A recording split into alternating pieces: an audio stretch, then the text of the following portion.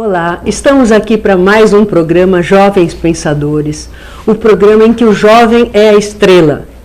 Todo sábado às 15 horas, se você tem algum talento que você queira mostrar, alguma dúvida, se você tem alguma pergunta a fazer, se você quer participar do nosso programa como entrevistador jovem ou participar da nossa mini plateia, inscreva-se nos e-mails que a gente sempre divulga e também inscreva-se e dê sua opinião sobre o nosso programa.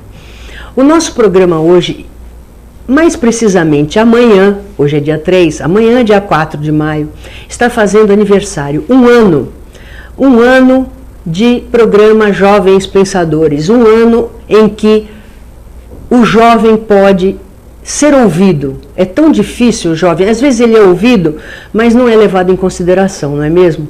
E temos aqui um programa que você pode participar e falar tudo o que você já pensou e as soluções para os problemas que você tem observado na sua cidade, até na sua escola. Hoje estamos fazendo um ano, temos uma música nova, música tema, lançada no programa passado, autoria da Pri Freitas, juntamente com o Flávio Medeiros, que é o produtor cultural musical da encenação de São Vicente, uma música maravilhosa, com presente de aniversário para o programa. E temos também hoje aqui, em homenagem também ao aniversário da Pri, que faz aniversário, 16 aninhos, no dia 5, então é praticamente fazendo aniversário junto com o programa. Temos a honra de ter aqui o Pedro Alcântara, que veio ao nosso programa a convite da Pri Freitas, veio aqui dar esse presente para a Pri e para o programa Jovens Pensadores. Então, Pedro Alcântara no programa Jovens Pensadores. Pedro, boa tarde. É um prazer muito grande estar aqui. E queria que você falasse um pouco com esses jovens. Quem é Pedro Alcântara? Primeiro, eu quero agradecer, fico lisonjeado com o convite da Pri. Eu, à distância, venho acompanhando a evolução do trabalho dela, né?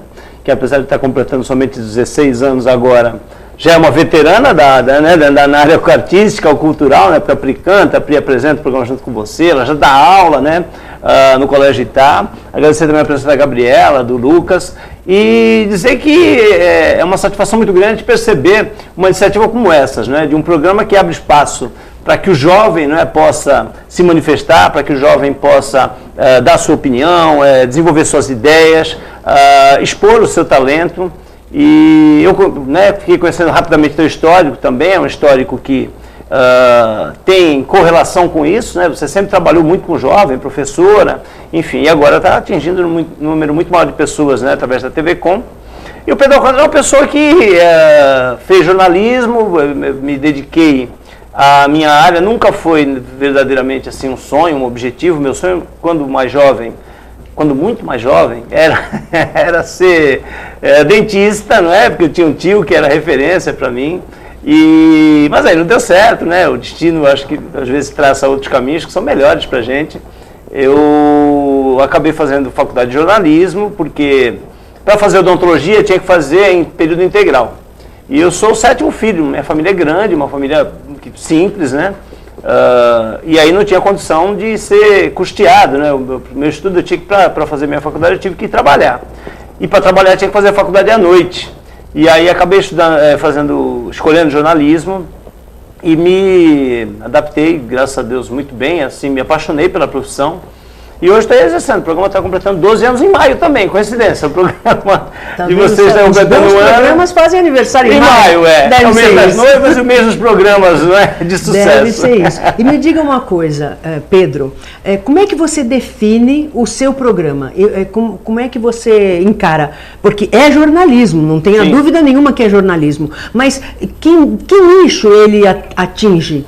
Então, o programa, eu sempre tive essa... É importante a tua pergunta, porque eu sempre tive na faculdade, eu sei que existe isso até hoje, nas faculdades de comunicação, O Colunismo Eletrônico ele sempre teve assim um rótulo de ser um programa de adulação, de simplesmente, não é, estar aí colocando a vaidade das pessoas em exposição através da TV.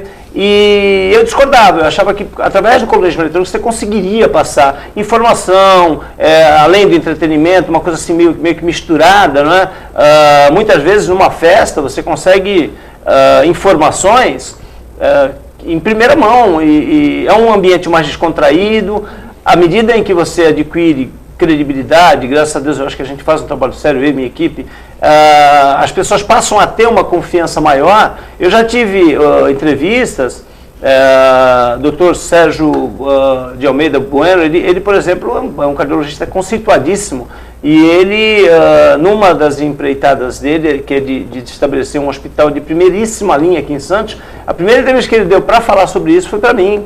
Então, assim, você vai adquirindo, né, ganhando uma penetração na sociedade, que você acaba trazendo informação para o telespectador, você acaba trazendo um nível de cultura e de informação com conteúdo que foge a esse rótulo de ser o colunismo ser uma coisa superficial. Então, a minha expectativa, quando eu comecei a fazer colunismo eletrônico, antes disso eu fiz um programa que era um programa de aventura, eu descia de rapel, eu fazia bastidores de gravações, fazia making off e tal, chamava-se Almanac TV. E a posteriori eu fui me direcionando para essa linha de colunismo eletrônico, mas com conteúdo, com informação jornalística. Eu acho que a gente conseguiu ao longo desses 12 anos estabelecer aí uma relação boa com o telespectador nesse ambiente, num ambiente em que ele sabe que quando liga a TV, que vai assistir o programa, que ele não vai ficar só ouvindo a gente falar da festa, do que está acontecendo ali especificamente. A coisa é muito maior do que aquilo. Se eu encontro um médico, eu procuro arrancar dele, extrair dele informações de novidades em relação à especialidade que ele atua na medicina. Se eu encontro um advogado, então, assim, à medida em que você está entrevistando determinado profissional, você não precisa necessariamente falar daquele ambiente onde você está, que é a festa. Você pode partir para um outro caminho. E aí eu acho que é nesse sentido que você consegue passar a informação para o público. E eu acho também, não sei, que numa festa você consegue arrancar muito mais facilmente as informações, né? As pessoas estão um pouco mais descontraídas. É um ambiente propício, né? Exato, sem dúvida. Priscila, faça a sua pergunta. Eu gostaria de fazer um comentário. Uma coisa que eu gosto muito no programa do Pedro é que ele fala com muito carisma, é muito simpático. Então, assim, eu sou muito fã, não escondo, eu sou super fã do programa há muitos anos. Então, eu não sei, você fala e vai se aproximando da pessoa que está vendo e aí... É incrível, eu não sei. Na verdade, é uma característica minha, pessoal, né? Eu acabo, graças a Deus, sempre tive facilidade de criar relação de amizade com as pessoas. E aí que você arranca as informações. Você consegue arrancar as informações e, ao mesmo tempo, também, à medida que você brinca, que você descontrai a entrevista, né? Eu acho que você deixa o teu entrevistado mais à vontade. Tem muita gente em Santos que a gente fez a primeira entrevista, então é difícil, né? Estar de frente para as câmeras, é difícil todo um conteúdo, numa festa, as pessoas estão aqui dando entrevista, o público telespectador às vezes não imagina isso, elas estão aqui dando entrevista, atrás do que a gente está fazendo aqui, hoje tem um público um pouco menor, mas na festa, atrás das câmeras, tem um monte de gente que acaba parando para olhar mesmo, e isso de uma certa forma inibe quem está dando essa entrevista. Então, você tem que puxar a pessoa para o teu mundo ali, é que nem você falou antes de a gente começar a gravar. Você puxa a pessoa para o teu mundo ali e esquece totalmente o restante. E aí eu acho que a coisa sai de uma forma mais natural. Isso é importante, porque dá um toque diferencial no programa. E a pergunta que eu gostaria de fazer é o que você acha mais importante no programa? É um jornalista que segue as informações do marketing recentes ou um jornalista que segue a intuição, assim? Eu faço um pouco de cada coisa. Numa ocasião, eu fui fazer a inauguração de uma clínica aqui na Ana Costa e a assessora de imprensa, ela me mandou uma relação de perguntas que eu deveria fazer quando fosse realizar as entrevistas lá. E aí eu mandei um recado, ela falou, olha, se for fazer essas perguntas exatamente, porque ela pediu que fosse exatamente o jeito que ela havia mandado. Eu falei, se for para fazer isso, eu mando uma pessoa e a pessoa faz, não precisa de mim, né? Então, acho que o jornalista ele tem que improvisar, ele tem que pegar o gancho. Então, se você tem como é que eu trabalho? Minha produção me municia sempre com muita informação. Então, se eu vou falar da Pri, eu vou saber quando é que a Pri começou a gravar, quando é que ela descobriu o talento dela para a música, qual foi a escola que ela estudou, quem é que a inspirou, quem são os ídolos dela. Aí, com esse nível de informação, eu chego para a entrevista E nessa entrevista eu vou bater um papo com ela. Mas eu não vou necessariamente fazer aquela pergunta engessada, sabe? Aquela coisa pré-determinada, pré-concebida. É um bate-papo. Eu acho que para o telespectador se sentir envolvido com a coisa, você tem que bater papo. E nesse bate-papo você vai pegando o gancho daquilo que ela está te respondendo. Porque se você também segue um roteiro, o que acontece? Tem ocasiões que ela vai fazer uma pergunta e sem querer, na primeira resposta dela, ela já resolve a resposta da segunda pergunta. Aí você vai fazer a segunda pergunta, se ela já respondeu, aí ela vai ficar desajusta, né? Vai ficar numa situação complicada. Então eu acho que vai muito dessa coisa intuitiva do jornalista, que eu sei que você tem também, né? Do improviso. Mas claro, é importante que você chegue bem informado. Falar em público, né, Pedro? Acho que é um pouco assim. Porque se você decora o discurso... Não fica chato o discurso? Além de tudo, se você esquece a palavra no meio, acabou o teu discurso. Então eu acho assim, eu costumo fazer assim também. Tem algum tema que eu tenho que falar, aí eu estudo aquilo tudo, vou lendo sobre tudo e acabou. Chega na hora... Aí sai e fica bom, porque tem que sair com o coração, porque se você decora, aí sai fica aquele artificial. Negócio meio, né? Não tem jeito. Por mais que a pessoa seja extremamente boa de interpretação, de oratória, acaba ficando artificial. Eu acho que o improviso, não existe nada como improviso, ele gera realmente essa impressão de naturalidade e é assim que a gente tem que trabalhar. Pelo menos mesmo, pelo menos o astral fica mais leve, todo mundo dá risada, é que nem aqui sempre todo mundo dá risada. E é bom quando o programa abre, né? Que eu falo lá, eu estou sempre dando risada, porque a gente está sempre dando risada aqui. É muito bom. Pri, a última pergunta do primeiro bloco, e aí a gente vai para... Falei demais, né, Pri? A Pri tinha preparado um monte de perguntas para fazer para mim. Jornalista é assim, fala demais. Que isso, tô feliz de ter você aqui. Que bom, eu fico feliz. Bom, gostaria de perguntar agora, eu sei que você começou na carreira bem cedo, assim, você começou a fazer programas ainda no segundo ano da faculdade. Foi. E eu gostaria de saber qual o benefício de você começar cedo. Tem uma diferença ou você começasse mais tarde? Eu não comecei tão cedo quanto vocês.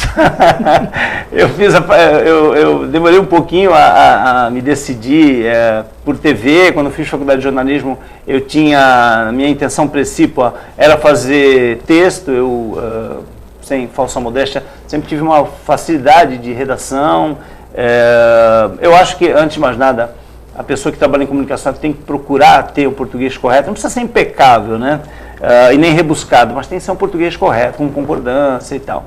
Então, eu tinha essa facilidade por conta de ler muito. Eu sempre li muito. Então, a leitura te traz essa... Não é a gramática, é lógico que é tudo muito importante, a aula de língua portuguesa e tal, mas a leitura te traz inconscientemente, ela te traz um grau de acerto na tua fala, no teu pronunciamento, que natural, é impressionante, né? Que é natural. Então, a importância de começar cedo é que você vai se aperfeiçoando, né? Essa é uma importância fundamental. Você vai se aperfeiçoando, você tem tempo para alçar voos mais altos. Eu, por exemplo, estou circunscrito aqui à Baixada Santista, não é? Primeiro que vou me confessar aqui, um pouco preguiçoso. Eu não sou o tipo de profissional que... Eu admiro demais quem faz isso, né? Aquela pessoa que corre atrás do sonho dela. E a Pri, a gente sabe que tem essa, né? A mãe da Dona Flávia, a avó da Dona Alba, estava comentando conosco aqui a respeito dessa determinação. Apoio familiar. A mãe mandou no trabalho para poder dar assessoria, né? Aos sonhos da filha. Então eu acho impressionante e muito valioso isso, da pessoa correr e buscar o sonho dela. Eu me confesso um pouco preguiçoso nesse aspecto. Eu nunca peguei um portfólio, coloquei debaixo do braço e fui a São Paulo procurar colocar o programa em nível nacional e tal. Talvez se eu tivesse começado um pouco mais cedo, eu tivesse mais disposição para isso. Então essa também me parece ser uma das grandes vantagens de começar cedo, é você ter essa disposição, ter tempo de errar, né? Quando você começa tardiamente, você não tem muito tempo de errar não, né? Você precisa ser rapidamente, procurar ser o melhor naquilo que você faz. Eu acho que uma das grandes vantagens é essa, você conseguir planejar melhor a tua carreira. Mas também você está na melhor cidade do mundo, para que ir atrás de outras? É verdade. A gente volta já, não saia daí.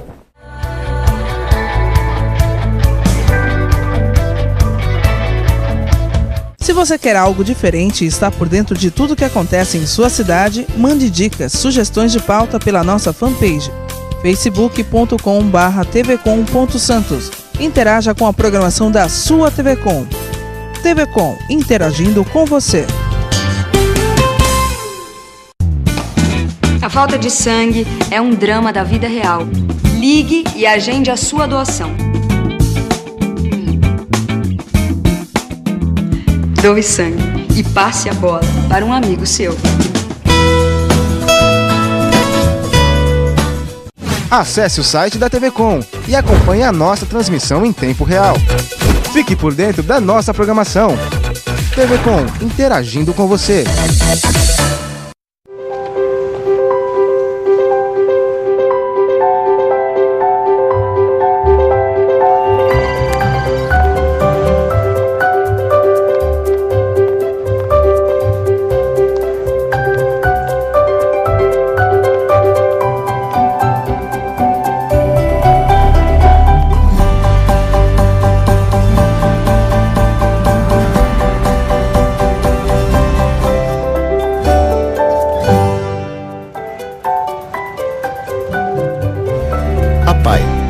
Educando cidadãos.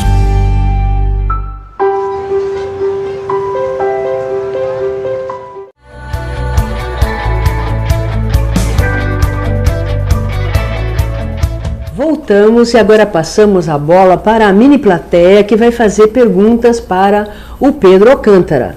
Quem vai ser o primeiro? Olá a todos. Lucas Duarte. Fala, Lucas, tudo Oi, bem? Pedro. Bom? Eu gostaria de perguntar sobre a mídia brasileira atual. Se ela está muito corrompida, o que pode ser feito para melhorá-la? Na verdade, a mídia, você quer dizer o jornalismo? Isso, jornalismo. A mídia ela é comercial, acaba sendo comercial, não tem jeito. Vocês não sabem a dificuldade que é para manter um programa, quanto mais uma emissora, né, de TV, de rádio, enfim. Eu acho que o jornalismo ele tinha que estar à margem disso tudo. E, infelizmente, não está. Eu não sei avaliar se fora do país, né, em outros países, provavelmente haja esse mesmo vício ou não. Mas no Brasil a gente sabe que existem alguns macetes que acabam tirando a imparcialidade que, para mim, deveria ser obrigatória no jornalismo. A não ser quando esse telejornal, né, a gente está falando de televisão, a não ser quando esse telejornal ele tem declaradamente um jornalismo opinativo, aí é diferente, né? Mas jornalismo opinativo é uma coisa e jornalismo tendencioso é uma coisa totalmente diferente. Então muitas vezes a gente percebe que para determinado governo a linha editorial daquela emissora é a favor daquele governo, então algumas notícias são passadas de uma forma muito mais amena do que realmente ela deveria ser, e a outra emissora que de repente não tem conchavo, não tem conluio com aquele partido, com aquele governante, acaba passando de uma forma talvez muito pior até do que ela seria. Então ficam nos extremos, né? Uma, como se diz na gíria, passa um pano, para falar a linguagem de vocês, né? Uma passa um pano e a outra acaba exagerando. Então eu acho que o jornalismo no Brasil realmente já houve épocas em que ele era muito mais respeitado, né? E tinha muito mais motivo para ser respeitado. Hoje a gente percebe que existem tendências políticas, né? E os valores que tramitam nisso são valores altíssimos. E até mesmo agora, por incrível que pareça, existem algumas tendências dentro do jornalismo que, como é que eu vou te exemplificar? Por exemplo, eu faço uma matéria no meu telejornal falando sobre os benefícios de você tomar iogurte, né? Assim que acorda, no meio da tarde, enfim. E aí eu vou entrevistar uma pessoa e aparece sutilmente assim uma marca de iogurte. Então isso é uma forma de mídia disfarçada através do jornalismo. Se você vai fazer uma matéria sobre benefício de determinada alimentação, você não precisa mostrar marca nenhuma. Inconscientemente, o telespectador está sendo influenciado de que aquela marca de iogurte que está sutilmente aparecendo ali é a marca que vai lhe fazer bem à saúde. Então, o jornalismo até nisso ele está pecando ultimamente. Eu acho que realmente precisava melhorar. Agora, de que forma? Não são nem os jornalistas. Eu tenho certeza que os jornalistas que atuam no Brasil, eles gostariam de ter uma linha mais imparcial, ou se for opinativa, mas que seja opinativa também de forma imparcial. Mas acaba que a direção das emissoras, né, acabam tendo aí um direcionamento que o jornalista fica meio que refém dessa linha editorial da emissora. Antes de passar para a Gabriela para a pergunta, ainda nessa pergunta do Lucas, Pedro... Ele já tinha a pergunta do Lucas, né? Me colocou aqui. A pessoa aqui pensa, pessoa né? Aqui, jovens pensadores. Eu ia até complementar E os anunciantes, qual é o comportamento deles? Eles também opinam na linha editorial? Olha, é o seguinte, se for por aí eu não anuncio mais. Em jornalismo tem muito também, disso, né? tem, infelizmente tem, né? Tem os valores, para vocês terem uma ideia, né, telespectador, os valores que são negociados para uma determinada marca patrocinar um telejornal, normalmente são os valores mais altos de uma emissora.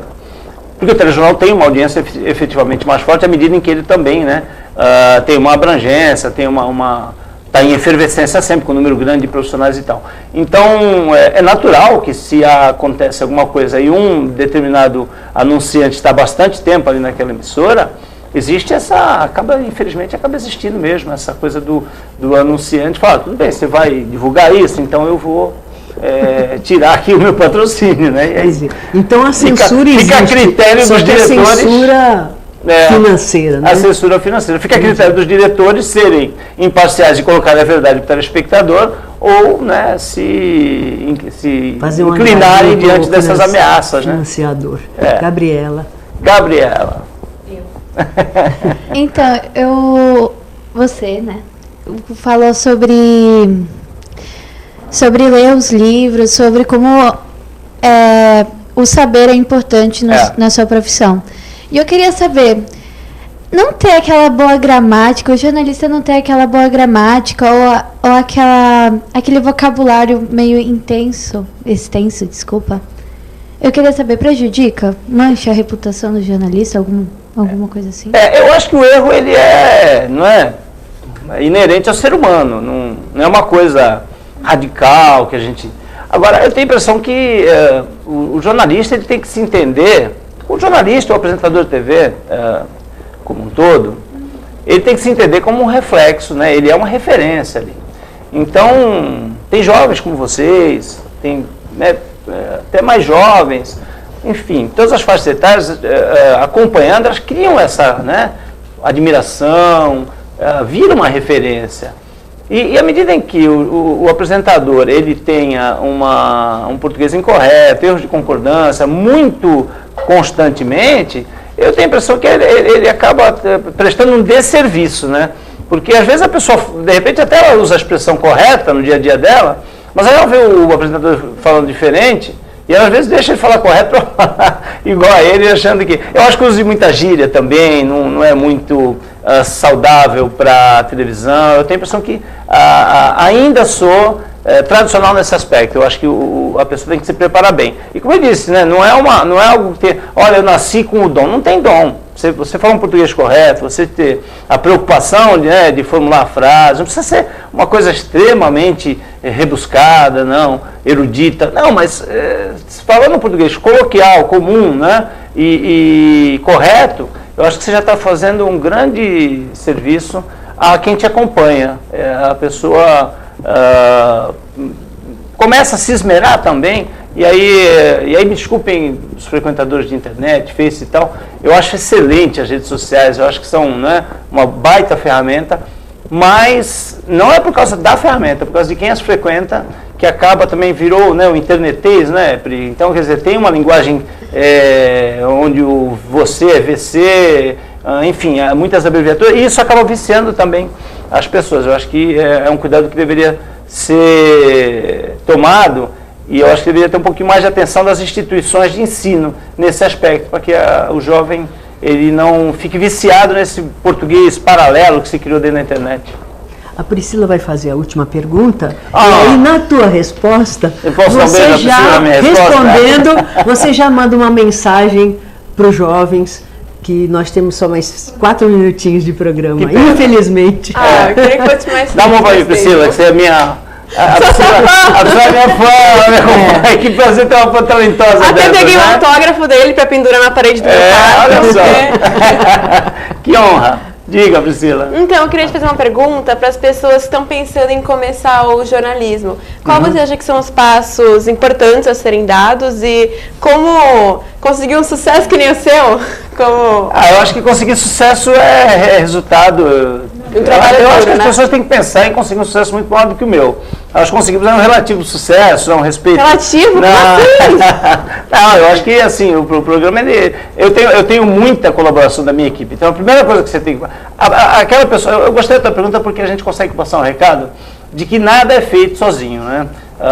Muitas vezes você é o vocalista da banda, mas se você não tem um bom baterista, um bom guitarrista, um bom baixista, você tá com, não é? Você pode ter um talento incrível, você pode ter uma voz especialíssima, mas se você não tem uma equipe bem formada, o teu trabalho não vai para frente.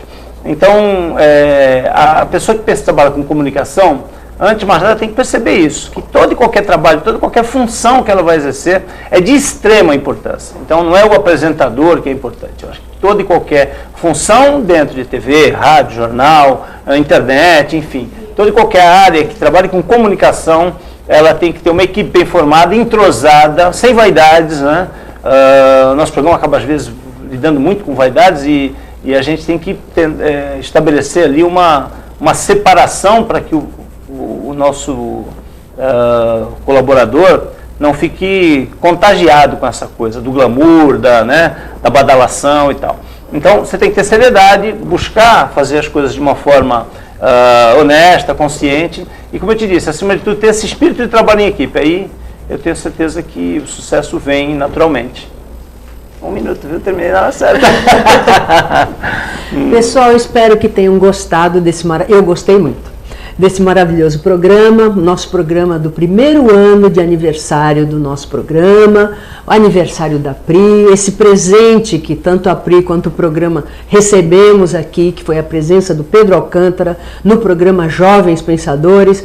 Vocês já viram que ele também é um jovem pensador desde cedo e esperamos continuar contando com a sua audiência todos os sábados às 15 horas, com reprise às segundas-feiras às 16 horas e para os madrugadores, sábado, 2 horas da manhã.